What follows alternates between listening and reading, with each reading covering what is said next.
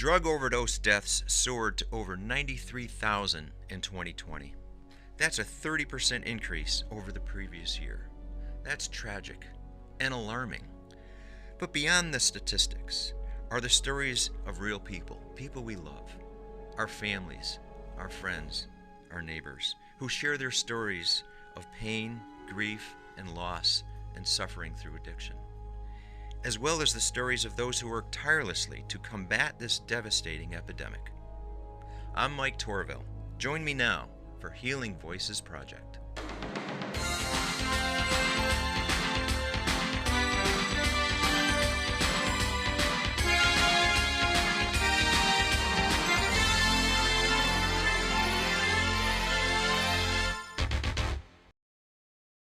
Hello, everyone, and welcome back to Healing Voices Project. I'm Mike Torville. We're glad you're back.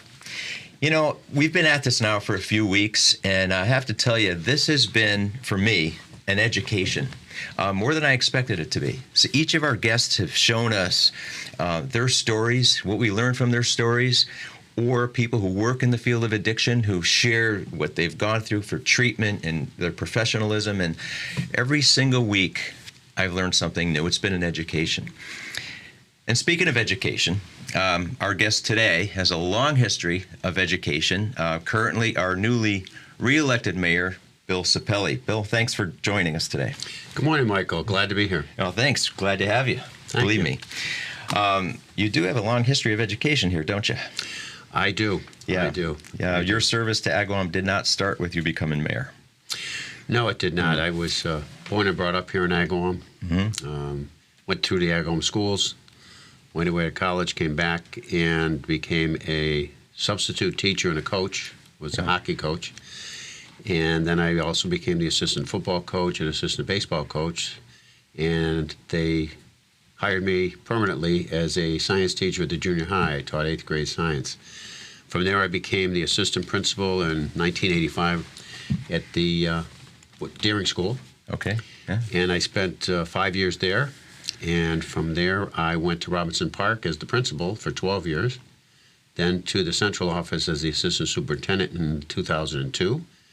And then in 2011, I was the superintendent of schools until I retired in 2017. So I put in 40 years in the school system as a coach, a substitute, a teacher, an assistant principal, assistant superintendent, and superintendent. So, yeah. And mayor for? Well, 4 years, and now I have another 2 years, so at least 6. So now that the campaign is over, you're just looking for stuff to do? I am. There's nothing to do here in Agawam. Everything just runs by itself. I figured that. Yeah, ask anybody, they'll tell you that. Well, going back to the 40-plus years, and by the way, when you coached hockey, you played too, right?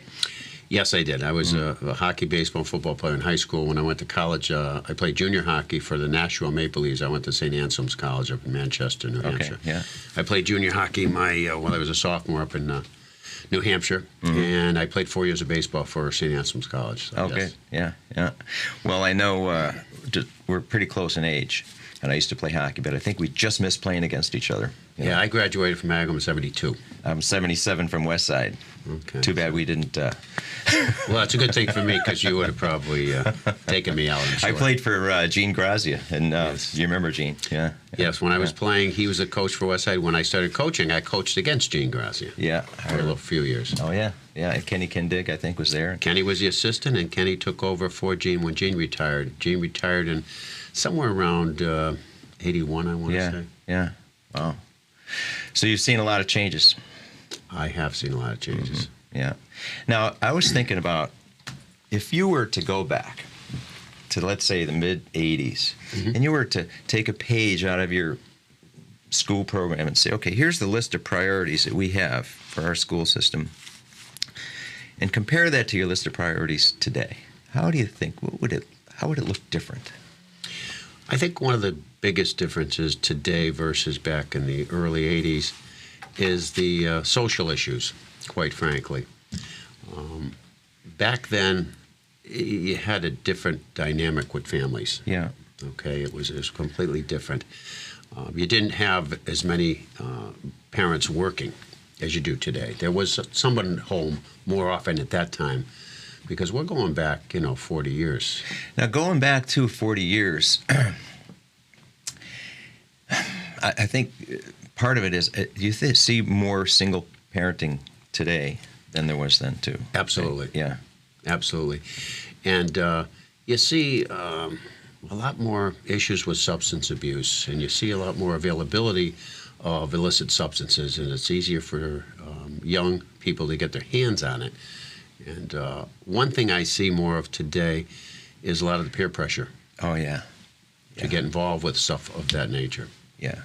And the peer pressure is difficult in so many ways, because if you think you're an adolescent, somewhere between 13 and 18, and you have this feeling you want to belong to a group, and you belong to this group, you feel good if you, or you don't, and then you might feel excluded, and that starts to get to that person's insecurities as an adolescent. So it's easy to give in to peer pressure for the feeling of wanting to belong, right?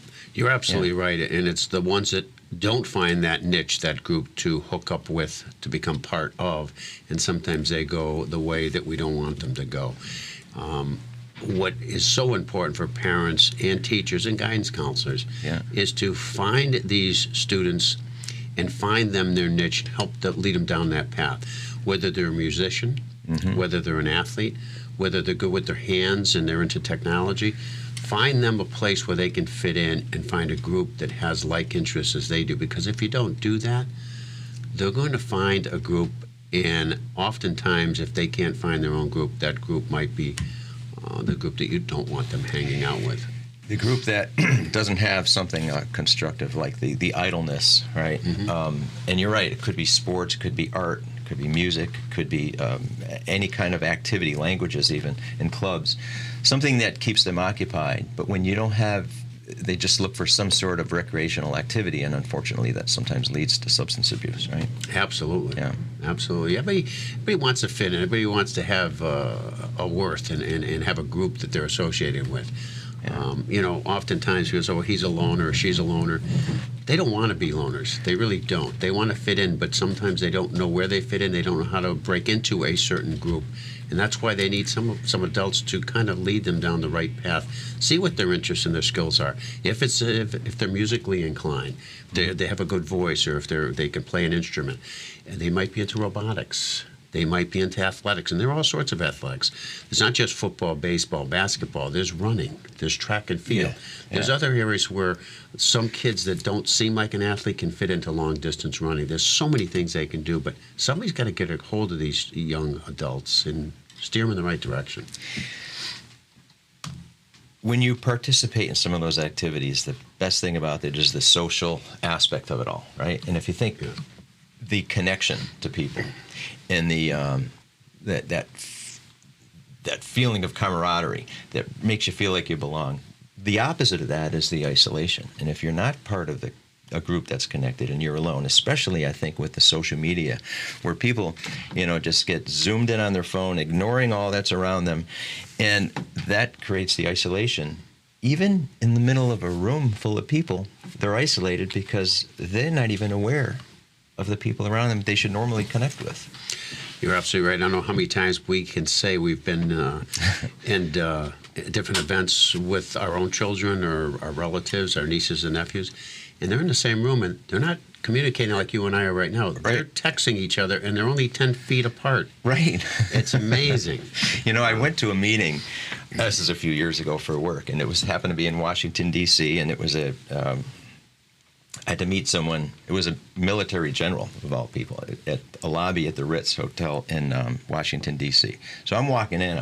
I'm dressed up. I'm ready to wait for the person I'm meeting. And in the lobby, there was all the chairs and everybody, all these politicians, and they were all zeroed in on their phones. And I noticed no one's talking to each other. And these are 50, 60-year-old people, like a bunch of teenagers in the room. And I was astounded. I said, oh, my goodness, look at this. Everyone's completely unaware of what's around them. So I left, made a phone call out in the parking lot. I came back in, and everyone was in the same position 15 minutes later. I thought, and you could walk through the room, and not a person would have noticed. How sad was that? Yes, it is. It's a different dynamic today, without a doubt. Yeah. Without a doubt. And it's not just with teenagers. No, no. You see a lot of elderly now are getting into technology, and they're doing a lot of FaceTime, and this pandemic kind of encouraged that because you couldn't be out in public for obvious reasons during the pandemic. So a lot of individuals got into the FaceTiming and the Facebook and all of those different options with the media, and have stuck with it. Yeah. And that's good in a way if you want to connect with family remotely, especially during the COVID. At least that helped bridge that gap. Oh, and especially if they're out of town. I mean, we have so many relatives now that your children, your nieces, your nephews, who after they get out of school, they want to test the waters and they'll move out of state, even across country. And so it's nice that you do have the opportunity to FaceTime them so you can actually see them in real time, especially grandkids as we get older. Yeah. But if they're out of the area. But, that's appropriate, and there are very appropriate ways of using social media. But I do think we're overusing it now when we're in the same room. Right. And the separation and what leads to the isolation and the disconnection with people. And the other thing is, too, is people can be very rude and disrespectful, and it's easy to do that through social media.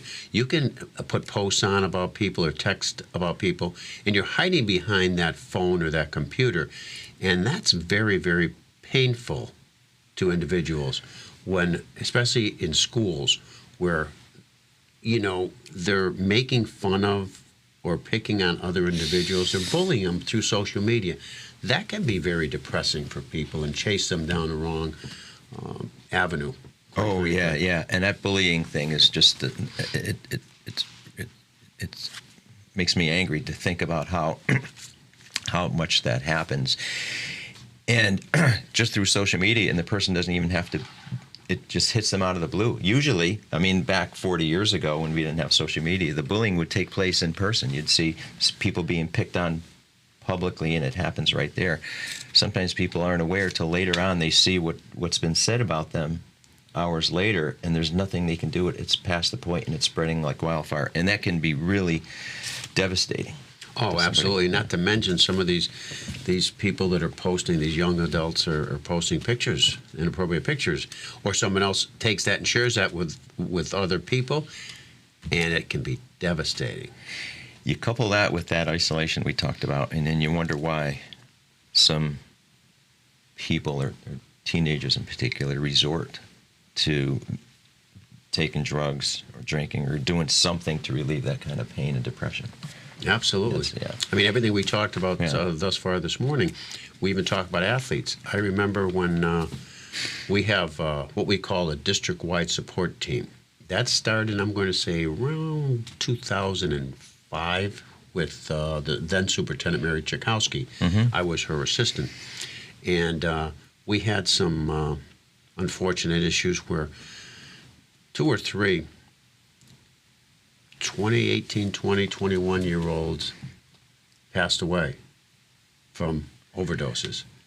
And so we started what we called the district-wide support team to support some of the parents, get the school involved. And we ran it out of the high school at 7:30 in the morning. As a matter of fact, there's a meeting this morning as we speak, 7:30 this morning.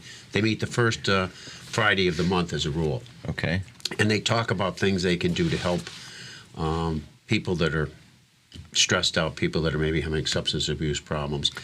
And they talk about strategies that can be involved. And I remember we bring in different speakers. We had the sheriff's department in, we had the DA's office in, talking about what they do for substance abuse and how they can help people. And they also talked about, the whole deal, the good, the bad, and the ugly, about the individuals that are incarcerated, the ones that were arrested, how it impacted the family, not just that individual. Right. And I remember we had one young man come in. At the time, he was 25, and he was recovering at that point. And we were so proud of him, but very good-looking young man. He was a very good student at Agawam. He was an athlete. And he injured, I want to say it was his knee. Whatever sport, it doesn't matter, soccer, lacrosse. He injured his knee and had to have surgery. And when he was on after he got released, Oxycontin was prescribed. And he got hooked. Yeah. And then he started trying to feed the habit, and he started stealing. breaking into homes, cars. Doing things way out of character that he would never have done. He was a top student. Yeah. He was an honor student, all honors classes, a good-looking kid, good family. Yeah. Great family. Mom and dad at home, just supporting and well off and just a good kid. And he went down that road. So as we were talking earlier about whether it's bullying, whether it's not fitting in, or sometimes you do fit in, and you're a good athlete, a good student, it doesn't matter. Sometimes it can catch you. Yeah. You mentioned that district support team. It's called the Districtwide support team. DWST is and the who's on that team? That team is run by basically the principal at high school. Okay. And all the counselors, whether it's regular counselors or adjustment counselors or social emotional counselors. Okay. There are clergy that are involved in that. It's open to everybody. There's parents that are involved in it, and it started with parents. A parent started that with the then superintendent, Mary Jakowski, a parent that lost her son to drugs. And they started this, and we started bringing in speakers, but it started with the school community and the business community. Okay. And it really helped this parent and others to talk about what happened in their particular situation, give that advice to other people so that they could maybe see this coming and how they dealt with it, and maybe it would help them in the future. It led to a lot of different counseling opportunities, too. What Agawam did at that time, after being made aware of the situation, we contracted with behavioral health networks, brought them in to our school system so that they could assist whenever we had issues with parents, students, drug issues. And the good part of that was it could be any time, weekends, nights.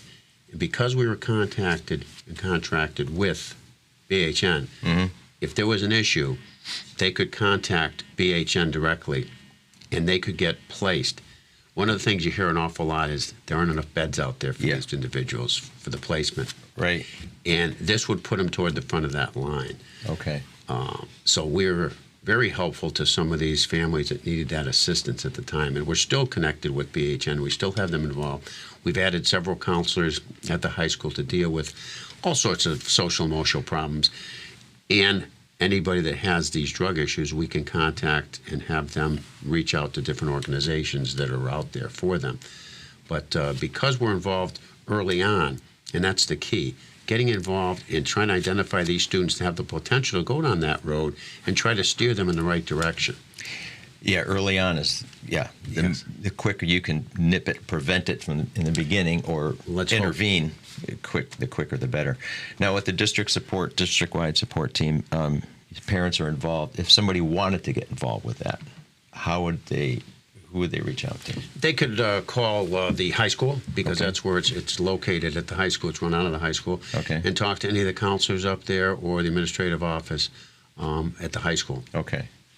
So it's easily found. And I believe it's on the high school's website as well. Okay. So parents are welcome There's to a join. link. Yeah. There's a link to that. Okay. Great. And they meet once a month, the first Friday, typically the first Friday, unless there's a holiday or something involved, but typically it's the first Friday, 7:30 in the morning, right in the high school cafeteria, 7:30 the first Friday of the month.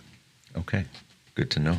And to be honest with you, if they just showed up there, they'd be welcome. Okay, that's good to know too, because I'm sure I wasn't aware of that, but I'm sure a lot of parents may not be. Yeah. Yes, and there's at least 20 to 25 people at every meeting, if not more. Okay. And they have some great speakers and great presentations about substance abuse.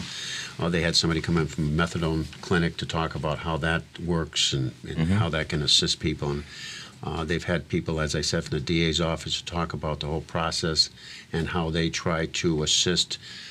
They try not to go to incarceration right away. They try to, get the counseling for these people. Yeah. There's a lot of assistance, a lot of help out there, but people feel helpless when they're first thrust into that situation with no warning. A parent, for instance, and all of a sudden they find out they never thought it'd be their child. Yeah, and that's so common, and I think what catches people off guard because they have no idea what to do. They don't. They don't. Where do I start? Who do I call? Who do I get advice from? And I'll be honest with you, Michael, the first response from parent is, okay, I don't want to share this. I'm embarrassed. Yeah. And that's a problem, because you need to get on that as early as you can. Because if you take that role, like, I'm embarrassed, I don't want to talk to me, you better reach out to people, because it goes south real quick. It does go south real quick. And I think a lot of parents will, not just parents, but people, even if you're the person going through it and you reach out because you're afraid to, and that's common as well for the actual person going through any kind of substance abuse disorder or addiction, or at least feeling like they're getting towards that and a little nervous about it. But the thing is, it's easy to say, but once you do that and take that step and reaching out and having a conversation, often you're not just relieved, but surprised at how many people are also going through the same thing. And hearing them talk, and you say, well, it's not just me. I'm not alone. There's other people that can help, that maybe I can even help. But there's so many people that may be unaware of going through. And I learned that after writing the book and getting through programs that people I talk with. I'm overwhelmed with how many people have gone through it. And I have addiction in my family, alcoholism, and so many people do, that they've hit it, and that we're trying hard to relieve that stigma, you know? And that is a problem, and everybody has incidents in their family. Everybody does. Yeah. There's nobody that misses it. It comes out everywhere. And one of the biggest things, too, the biggest problems that we found while I was in the educational field, and you deal with this constantly, denial. Oh, I can control this. I'm not really hooked. I can stop when I want. That's not necessarily the case. No. And unfortunately, I'll refer to them as the dealers, the people that are supplying these individuals. It's a marketing, just like any business. To them, this is a business, not a good one, but it's a business, and they hook you. They start giving it free, and then all of a sudden, once they hook you, it's not free anymore. It starts costing a lot of money. And there's different drugs out there. When you start, as I said, with that one individual who was on Oxy from the surgeries, that's expensive. So the cheap drug is the heroin. Yeah. And so they all eventually, if they're really hooked, end up going to that drug because it's the cheapest drug, but it gets them that high they need. And that's so dangerous today. And it was bad enough back when we were talking about it in the early 80s. But now with the fentanyl and them lacing a lot of these with fentanyl, it's deadly. It's deadly. Yeah. What Agawam did, and we were one of the first communities to do it, and the DA had a nice article at the time when I was a superintendent, we started pushing Narcan, and our police officers were one of the first ones that took on the use of Narcan, which many police departments now in municipalities use that, and they carried on them. And at first, the feeling was, well, we're enabling these people. And I said, how so? They said, well, if they know we have this miracle drug that can bring them back basically from the brink of death, which is what it does Exactly, right. then we're enabling them, and they'll keep doing it because they know we can save them. I said, yeah, you have a point there. However, I think you have to look at it another way. You have to look at it. Every time you save that poor individual that is hooked, and it's an addiction, they can't help themselves once they're addicted, you give that person a chance to get to recovery. They may not see it the first time, they may not see it the second time, but hopefully the third or fourth, you've saved their life so eventually they can finally go down that right path of getting the help they need. If we just say, that's not our job, we're not going to carry that Narcan on us, we've got a lot of people that don't have that opportunity to finally get the help they need. And our police department, like many others, unfortunately, in a month's time, use that Narcan more often than people would be aware of. I look at it as not just saving that addict, or, as you said, enabling that addict. To me, it's saving a family from being devastated. Oh. It's saving a family from the tragedy of losing somebody. And you have to think of it in a broader point, right? That's, to me, you save that person, and you're right, they give them another chance and maybe keep that family whole. Without a doubt. And you talk about the family and how that impacts the family. When this is happening, because I was involved basically in the public sector between the two jobs I've held, school side now that as a mayor. You hear a lot of people's stories. And what happens with that addict in that household, unfortunately, they lash out at the ones that love them or trying to help them the most in many ways, sometimes physically, certainly emotionally, but also financially, because they end up stealing from their loved ones that are in the house with them. It's convenient. They start there, pawning off jewelry or other items, stealing the monies out of the house that it's there for groceries or some other thing. And that family dynamics really, really get put in a very challenging position. And it has a devastating impact on the family members of that addict, without a doubt. Yeah.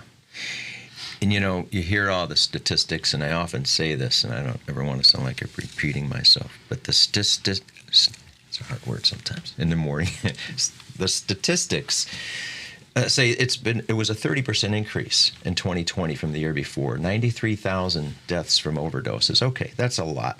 But I think beyond that is you think 93,000 deaths times their family and friends and their network. You're talking hundreds and hundreds and thousands of people affected by this, whose lives are changed forever. And it's the pain that goes on. And too many friends of mine and many people who are listening have lost a family member. You can't measure that in a statistic. No. And it's just terrible. It lives with you forever. Yeah. It stays there forever. And so I think those statistics are the tip of the iceberg, really, as to how bad the problem is. It is. And we talk about overdosing, is what we've been talking about. But there's other ways they lose their lives, too, if they're on some substance and they're in a car driving, and get into a vehicle and have an accident. So. Yeah.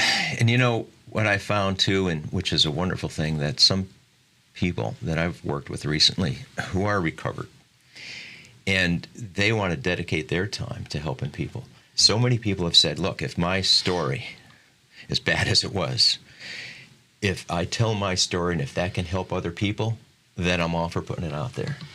I agree, and I've talked to many people that were recovered, and the importance of them sharing their story is one thing, because they share their story, and when they're sharing it with individuals that may have an addiction, they say, okay, I'm not alone.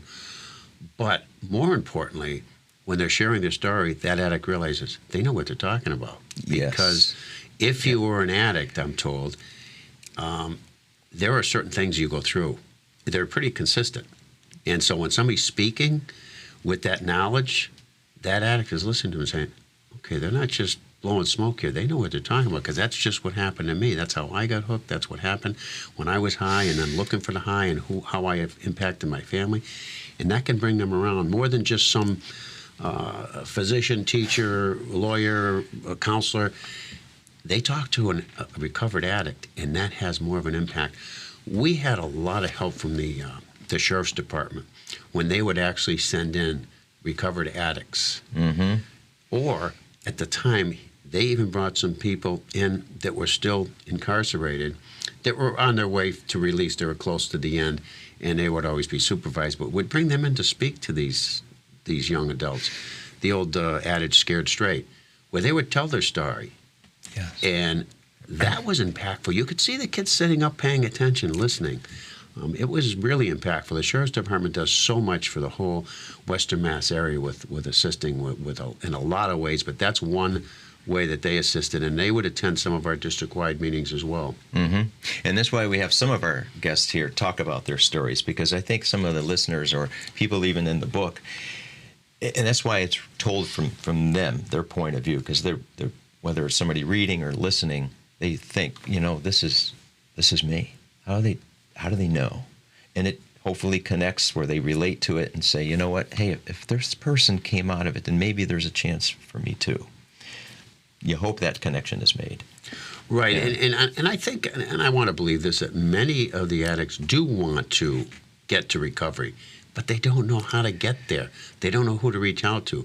And as we said earlier, there's a stigma. They're embarrassed, they're down and out, they're depressed, and they feel good when they're high, and that's a feeling they strive for, and they don't know what the alternatives are.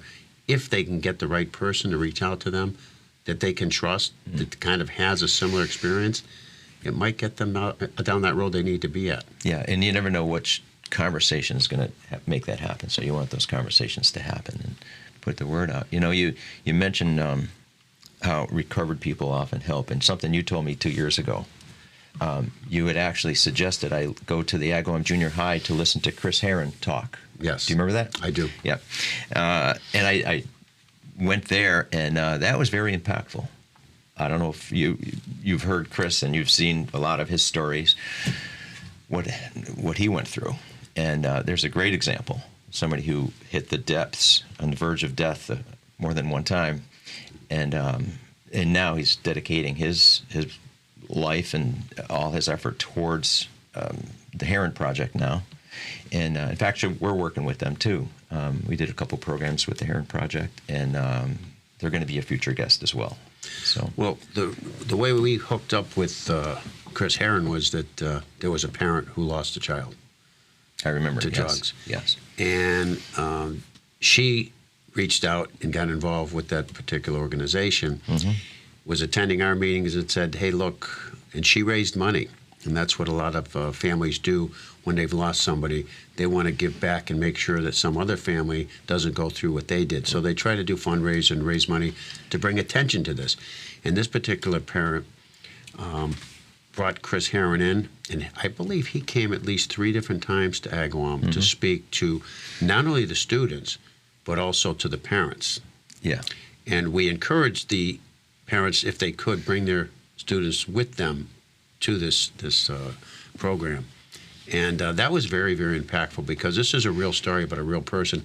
And the video that they showed too, the short video during the presentation, is very impactful when he was playing for the Celtics. Yeah. And how he had the world. He was there. He made it big. He made it to the pros. He was an outstanding player, an athlete from Massachusetts too. So it was somebody local that was an outstanding high school star and ended up making it big with the Celtics and threw it all away with drugs. right. And now, looking at that, he's trying to prevent that. In fact, what he's emphasizing is getting this early as possible, what you've said too, starting with the kids in high school and nipping it early, preventing from ever starting in the first place, and addressing those early anxiety, depression, mental health issues, or adolescent issues of insecurity to stop this from starting. Right. And, I think maybe some people think the statement is overused, but I don't think it is. See something, say something. If you have a friend, a neighbor that you think is, or in some cases, these kids know which ones are, Yeah. and they keep it to themselves. I get that. You don't want to be what they call a rat. Right. But you might save someone's life by speaking up to the right person. And that is so, so important. That's why we've added so many more counselors to the different schools, and not just Agawam, but all the school systems across the country have done that. They realize the importance. But we've also emphasized with parents, which is a difficult thing to do because there's a trust issue. But you've got to pay attention. And sometimes you've got to go into your child's personal areas, their room. And if you see some things, and some of these speakers you have will tell you what to look for. If you get this impression that your child is using, by the way they come home at night, by their eyes, their behavior, whichever, their grades going down, their lack of interest, their lack of cleanliness. Sometimes what happens is their hygiene goes all of a sudden. There was somebody that always wanted their hair right, their clothes right, and all of a sudden that's not happening anymore. Look for those signs. Get some help, and it's your job as a parent. You're not your child's friend, you're your child's parent. Sometimes you do have to cross that line, go into their room, start looking and see what type of things they have, and see if it leads you to believe that maybe there is something to this feeling you have about something's not right with my child, their behavior is different, and they might be on drugs. It's difficult, but... It's difficult, but maybe that feeling of your child being angry at you is temporary. Well, let's put it this way. What's not temporary is if you lose them to substance abuse. Exactly. That's permanent. Right. That's permanent. So they may be mad at you. Let's face it. When you finally do find out for sure and you get the child the help they need, the counseling, they're not happy with you initially. They're not. But that's where there's a lot of tears, there's a lot of pain, but 5, 10 years later, 20 years later, when they're still alive, they have grandchildren. That's what it's all about. Yeah. So I think all gets forgiven. But it takes time. It takes time. When you're in the middle of it, going Yeah. through it, I'm sure it is a real difficult task. But sometimes you have to be that parent, not their friend. Mm-hmm. Yeah, absolutely. Now with their peers too, and when you said people are afraid sometimes to say something because they say, well, maybe somebody else will say something, and maybe you're the somebody else that somebody else thinks you're going to, but as a result, sometimes nobody says anything. But I think the advice would be to step up and don't assume somebody else is going to say something. That's a good point. So what I would suggest to those individuals, if and usually kids are in groups, at least 2, 3, 4, 5, and they're all friends. Yeah. Then you get together with those other friends, and as a group, maybe 2 or 3 of you go and reach out to that parent on behalf of your friend, so that you're not isolating, you're not doing it yourself. Yeah. Yeah, that's a good point. It relieves that feeling like I'm going to be the guy looked at as the snitch. Exactly. Yeah. There are some programs about students making a pledge.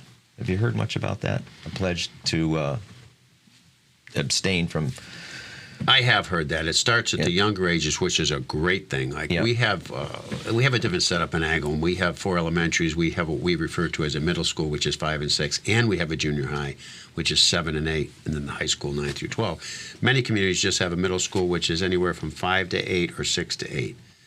But whichever system or setup you have, it's great to get these students when they're in like 5th and 6th grade, maybe even 4th. Because that's before they really get started. Mm-hmm. But you have to go that far back. By high school, in many cases, it's kind of late.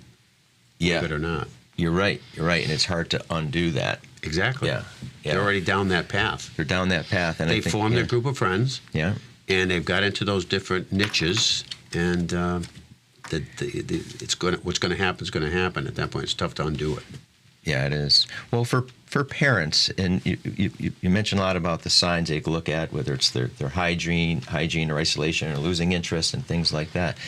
If a parent senses this and says, geez, something's wrong, who do they call? I mean, what's the first thing that they should do? One of the first things they can do and should do is, and that's why we have them, is our counselors. At every building, starting with the Deering School, 5th and 6th, 7th and 8th, 9th to 12, there's counselors. And there's programs, the Districtwide program. That's the best thing you can do. Talk to the professionals, which are the counselors, who may not be professionals in that specific area, but they can direct you and show you who to go to and have conversations with. So go for them to call the counselor at the school their child attends. That's where the start. Exactly, because what happens in most cases is the grades start going down. Yeah. They lose interest. That's a place to go. If they're playing sports, the coach has not the knowledge of substance abuse, but the connections on who to hook those people up with, which would be a counselor.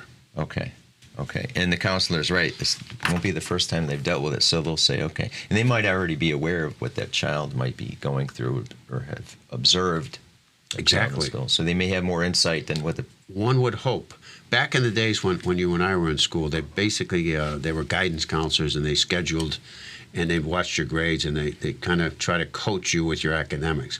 But counselors are much more than that now. Mm-hmm. And that's a good thing, because society's changed, and we've hopefully changed with it in the right area. So there are social-emotional issues that counselors are dealing with now, not just academic issues and scheduling.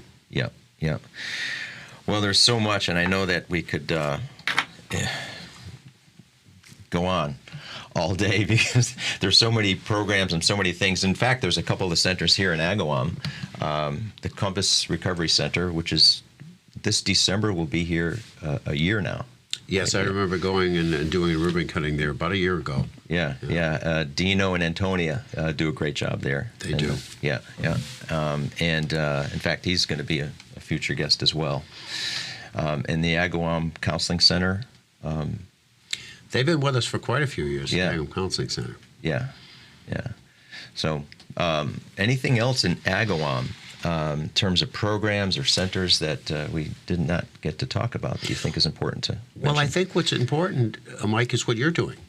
programs like this, where you're discussing some of the different options people have and how, don't think you're isolated. You're not alone. There are a lot of other people just like you going through the same emotions, wondering, okay, is it just me? Where do I get help? How do I deal with this? I'm embarrassed. I'm ashamed. Well, you know what? That's the case that everybody feels that way, but you need to reach out before it's too late, because once it's too late, there's no one doing it. You might, I say you as anyone listening, a family member who is confused as to what to do or not sure. I think that once you connect with somebody, you might, what's that word, have an epiphany maybe and say, wow, I had no idea that other people were going through this as much as I was. The anxiety I'm feeling is shared by so many other people, and maybe learning something and finding out what to do next is a relief to say, oh, thank God there's somewhere to turn and somebody who understands, somebody who will listen to me and give me some direction. That is so, it provides some hope, provides some support, and rather than a parent feeling isolated and alone and afraid, once you take that step in making that phone call and having conversations, things start to open up.